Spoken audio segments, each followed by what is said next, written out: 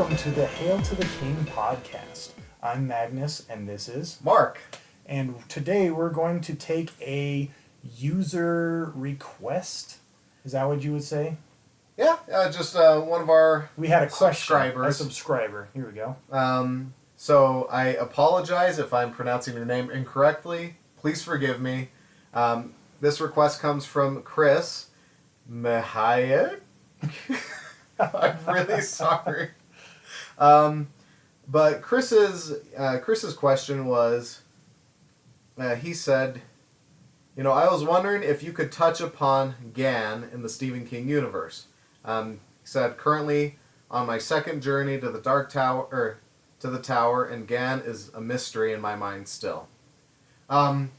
Which is, it's not too surprising, to be honest, because even though, Gan is sort of introduced in the Dark Tower, you actually see his influence a little bit more in other things. The one I'm thinking of mostly is It. Yeah. Like, I think he's supposed to be kind of another being alongside, the turtle, Maturin, and maybe even some of the other Guardians, but he seems to kind of be the over-encompassing, like, kind of Lovecraftian god, almost. Yeah, so you have... He's like a great old one. Yeah, you have the cosmology of the Dark Tower. You have, the Guardians of the Beam. The turtle, the bear, the hairfish. Dude, what's the Song of Susanna? Or was it...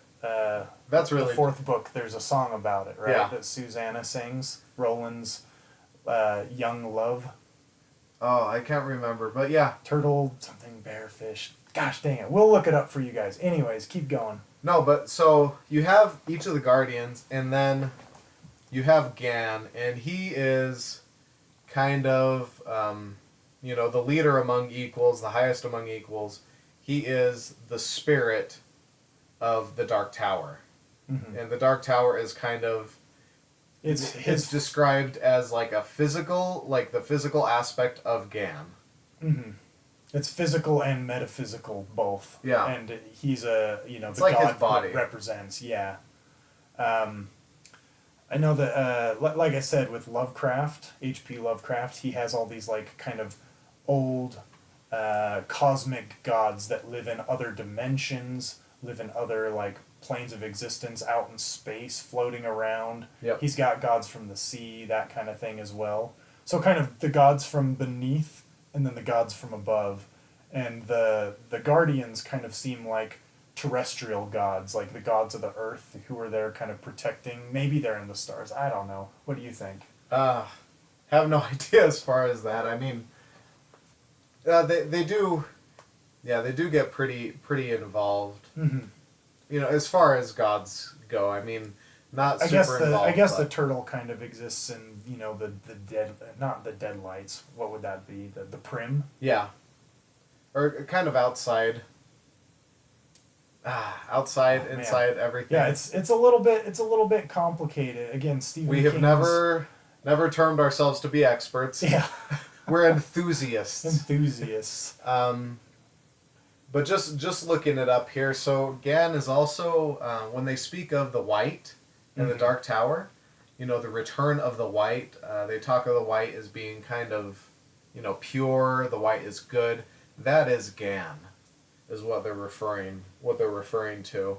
And his opposite is the Crimson King, right? Yeah. He's kind of the devil in that situation, If you look at Stephen King mythology as mythology and Christian mythology as mythology, it's, again, the white versus the red, It's pretty cut and dry, but instead of being, like a stereotypically like demon-esque or goat, you've got the spider god and then the tower god. Yeah. So... Yeah, and so Gan, he is the creator of everything.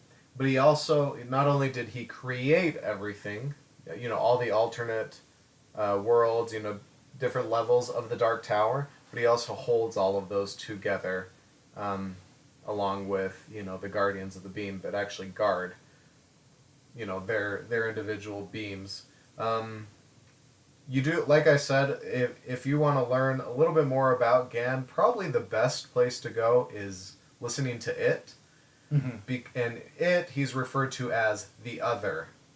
You know, there's the turtle, which is specifically named as the turtle, and then Gan is referred to as the Other, and he is very involved in there. And, you know, we do have a couple shows where we talk about that, so that'll give you, like, a good idea of how involved he gets, which is pretty involved. He's pretty much just the almighty of the Stephen King universe. Yeah. You know, and it's like Stephen King is almost like a prophet of Gan. Yeah, and like that's actually a exactly facilitator. That's exactly what he is. Like, he hears, or he just takes, you know, the Song of the Turtle that comes from Gan, and then he, or, you know, transcribes that. I mean, he's really just transcribing. Is how he's referred to in the Dark Tower. Yep. So not really too much more on Gan, unfortunately, at this point. But yeah, I mean, you know, his influence is everywhere. You just got to look for it. But It is probably the best place you're gonna get. You're gonna get that from, as well as my favorite book, The Talisman. Nice. There are some theories that Gan actually created the Talisman itself. There's a couple theories out there for that, and you know, in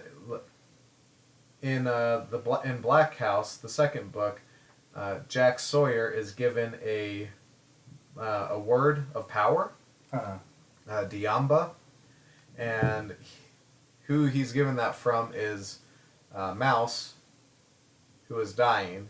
And Mouse, it's kind of, if you read it and everything, you'll get the sense that Mouse is getting it from a higher being, and that higher being would be Gan.